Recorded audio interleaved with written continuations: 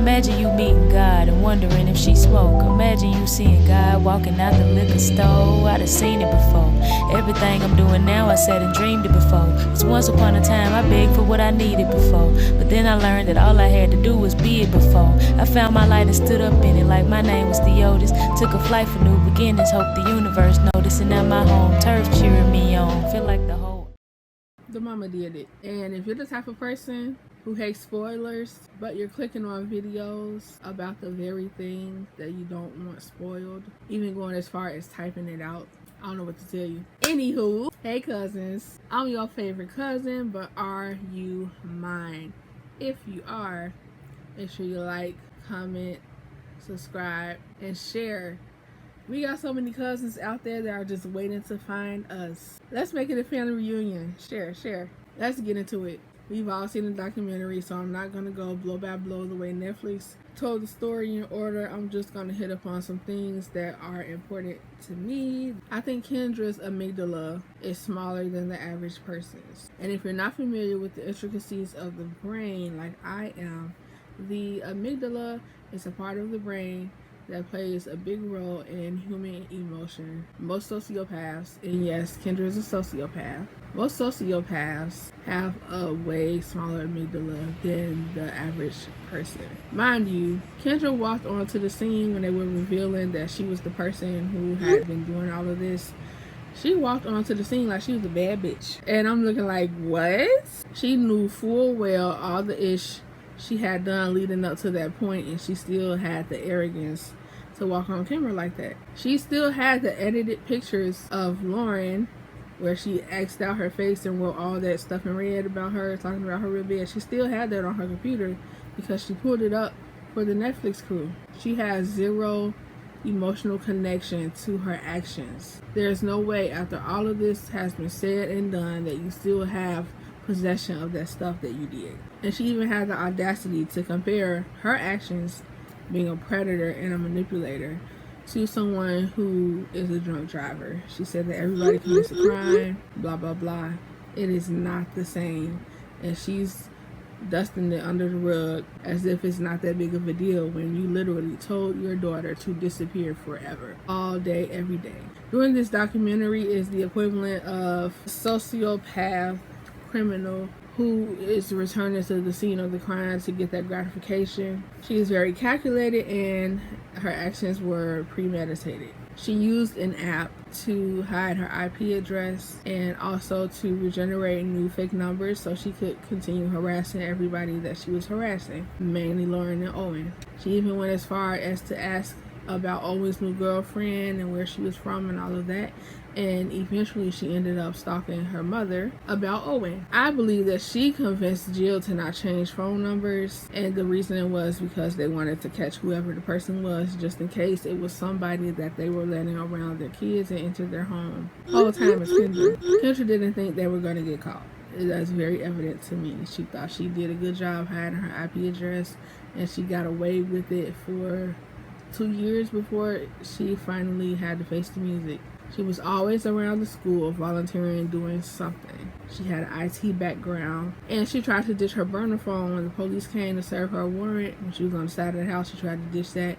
And when they asked her if she had any other electronic devices besides her phone and her laptop, she said no, which was a lie. And her husband, when he got home, he put her on blast and said she got 2 phones. That was calculated. She framed multiple people, including Chloe, Adriana, and low-key Lauren, because a lot of people thought that Lauren was doing it herself. And also, she created a whole whodunit saga premeditatedly. She was up at the school all day, every day, telling them that she wanted them to catch who this was. And even in the documentary, at one point she said she didn't think that the person would try to physically harm Lauren, knowing damn well that person is her. That's why I was so taken aback, because I'm like, ain't this lady the lady that's been talking the whole time in the documentary? Premeditated, very calculated, very manipulative. Why did she do it? So according to Kendra, she did this because she wanted to launch her own investigation to figure out who had started harassing Lauren and Owen about them being together. She claims that she wanted to get to the bottom of who it was, so she started sending the messages herself.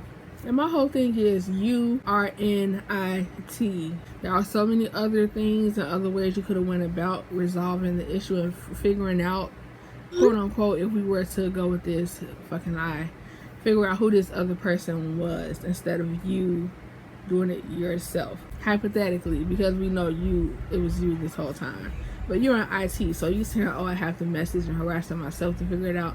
It's a damn lie. Anyway, she said she was protecting Lauren. She says that Kendra said that she was at 17, so she did this to protect Lauren from that same thing since Lauren was getting up there in age. And my whole thing is you are the predator to Owen. You're the predator that you claim you wanted to protect Lauren from. Plus, you're encouraging Lauren to be sexual. You're encouraging her to behave sexually. And you're peer pressuring her to do all of those things with Owen. So how are you protecting her from being taken advantage of? How are you protecting her from being assaulted? If you're putting her in some very uncomfortable predicaments. Mind you, this is a group chat with y'all three and you're saying all of that to her in front of Owen. Again, you're a sexual predator who's jealous of your daughter, Lauren. You attacked Lauren's looks, her clothes, and her self-esteem. You were jealous of Lauren's and Owen's relationship. And my guess is that you were in a loveless marriage and became jealous of middle schoolers who like to hold hands and got excited from that. Like, what? You even told Lauren to disappear forever so many times. So many countless times you told your own daughter to disappear forever because I think you ultimately wanted to be Lauren and you want to owe it to yourself because you were obsessed with him. Again, you were jealous and you told Lauren to disappear all day, every day. This is what you told your daughter. So the lasting impact for Owen is that he didn't want to go to school anymore because he didn't know who to trust. He started showing anger issues and it came out a lot during his games. He got his phone taken away from him. Owen and Lauren got into a lot of arguments because of the things that were said in the text messages. She just didn't trust that he was being honest with her and not doing these things that you claimed he was doing with you. He even texted you back, Kendra, and said that, I hope you people know that you make me feel. And Kendra, you still chose to continue harassing this boy. Your reason for saying that to Lauren was that you talked to her every day and you knew that she wouldn't do that. But what about Owen? You were willing to inflict that pain on Jill and whatever his daddy's name is. That is crazy. You told Owen's new girlfriend's mama to back off and that he was all yours. A grown woman. You stalked a whole new girlfriend 2 hours away about this boy. It is nuts. And he didn't even want to date anymore because he felt like it was getting to a point where he was putting everybody in danger who he even talked to. Now let's get into Lauren. So she questioned what she wore, how she looked, and her self-esteem, how she thought about herself. You made her question all of that. She gave up on her athletic ability. She had a low mood at home to the point where your husband, Sean, started realizing that. And she said that the texts were putting her in a further bad mental state. So she was on the verge of doing what you had been telling her to do 24/7. Lauren couldn't sleep, and that was because you were harassing her day in, day out. And I'm wondering, like, when did you sleep? Like, did you schedule the text to go out at certain times, or like did you just not sleep? Lauren was forced to go to school, and because of that she cried every morning. She didn't want to go to school because everybody thought it was her. That's another thing. You framed your daughter so that everybody would think it was her trying to get attention. And now Netflix put together this documentary. Lauren was in it, and it's out there for the world to see. And people are commenting and saying their opinions, and that is gonna keep replaying in these kids' minds. So good job. You definitely got what you wanted. You got the attention, you got the notoriety, but it comes at a cost. And unless we know that you still have zero emotional connection to what you have done, because when you reached out to Lauren when you were locked up, you would try to force this girl to say I love you, and then when she didn't, you would try to make her feel bad. Horrible. You're a horrible person. You yourself are ugly. You are funny looking. I said I wouldn't go in on you, but I mean, you deserve it. It's some memes I done seen around, and they are very accurate to what you look like. I'm sorry. I don't even know what that man saw in you. I don't even know what he saw in you. You don't have no redeemable qualities. Maybe you're motherly like, but I feel like that was part of the manipulation.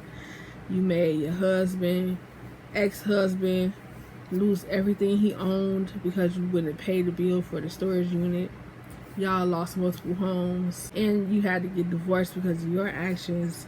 You had your daughter's child at one point, like she's questioning herself, and she's gonna live with this trauma for the rest of her life, and it may even affect how she is as a mother, good or bad, but that's always gonna be in the back of her mind for the rest of her life. That's all because of you. It's horrible, but drop down in the comments and let me know what y'all think. Thank you for your support thus far. Thanks for watching my videos. I'll meet you in the comment section. Again, it's very disgusting behavior.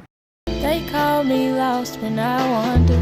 I go as far as I wanna go. Temptation try pull me under, but I won't let it take